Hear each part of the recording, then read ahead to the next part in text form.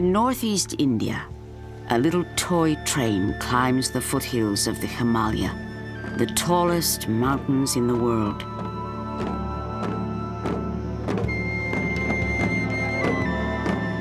Every morning, Buddhist monks look towards the east, welcoming the sun to the remote mountain town of Darjeeling.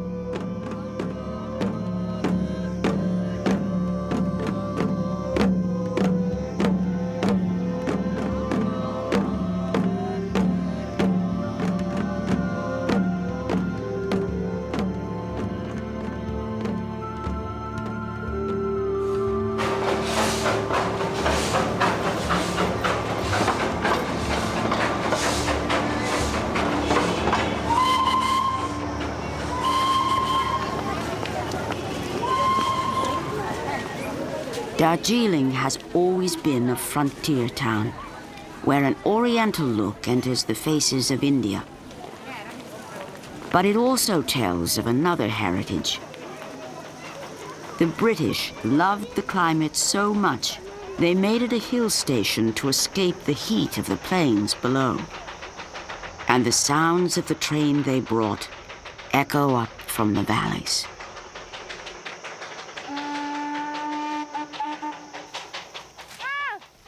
For the people of the mountain, the train has always been a part of their lives.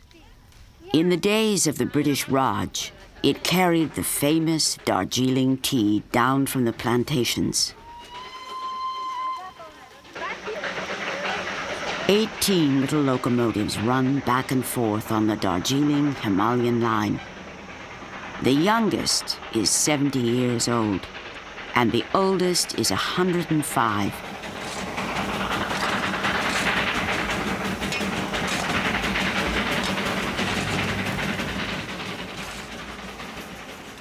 Every day, several trains climb from the plain of the Ganges in about the same amount of time it took Mark Twain when he came to Darjeeling in 1896.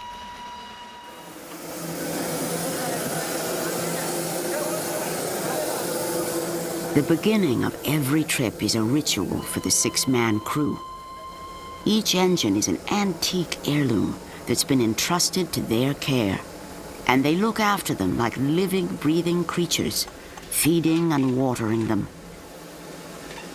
The fireman knows that only a good head of steam can carry the train up to 7,407 feet to reach the highest station in all of Asia.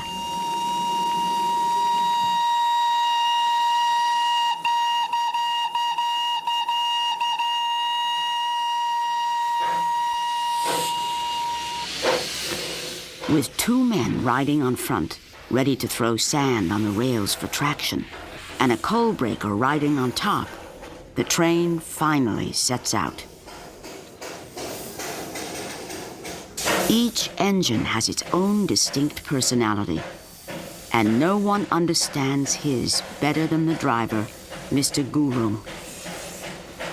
Like his father, he was assigned this same loco for life. And everyone along the way knows it's him by the sound of his whistle.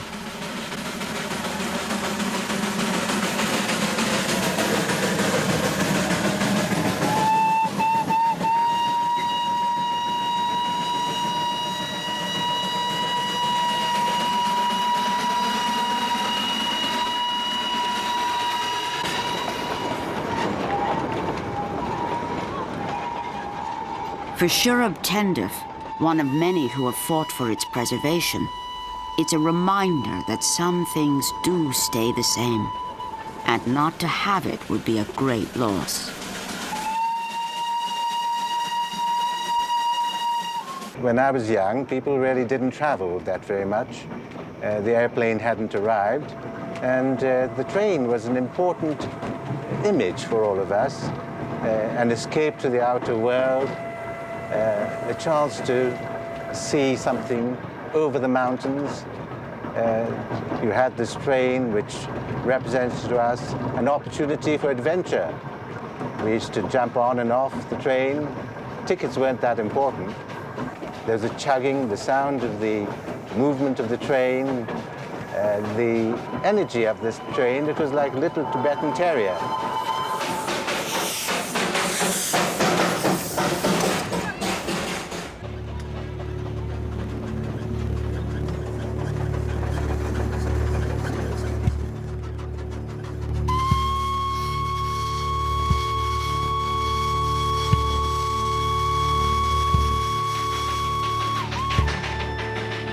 The obstacles that the British overcame in 1881 are still impressive even now.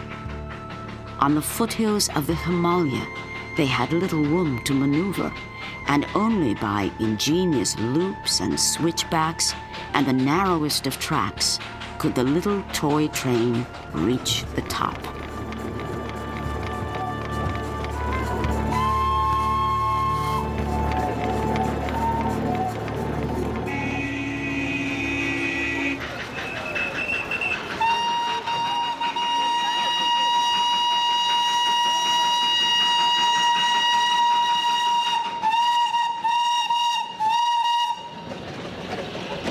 If the train does not run, we do feel that there is something absent, and we do feel it very strongly.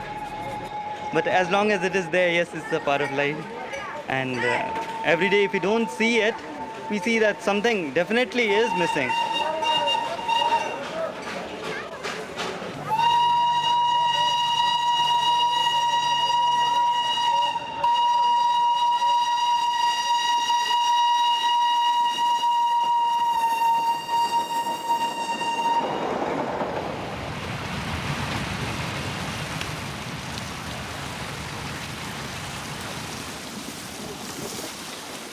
India is a country of villages.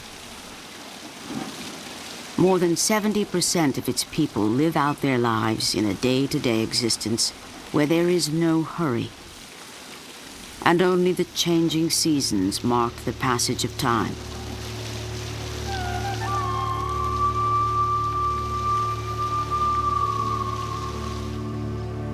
This is where the railway is a lifeline, bringing these remote areas in touch with the rest of the world.